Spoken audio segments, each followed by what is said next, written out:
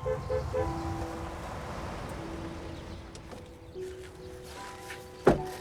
mor. Velkommen.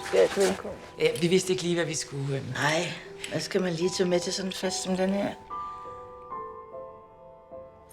Prøv at høre, hvis du fortryder, så skriver vi igen.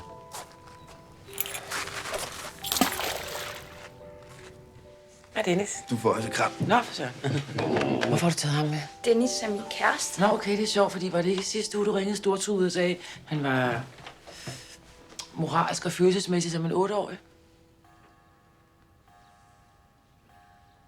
Jeg kan også bare vente ned under.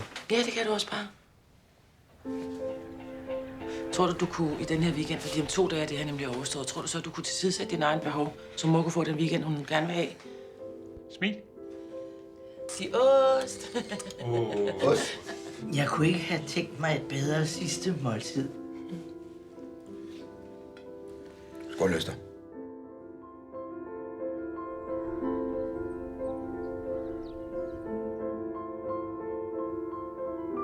Og så er der noget rugbrød om eftermiddagen. Og så kører I 6:00.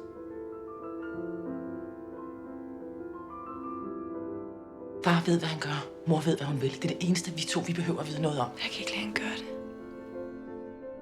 Hun har ikke lært mig nok endnu. Jeg ved slet ikke, hvordan man gør noget. Jeg kan simpelthen ikke Du sige skal bestemme, hvad jeg skal gøre.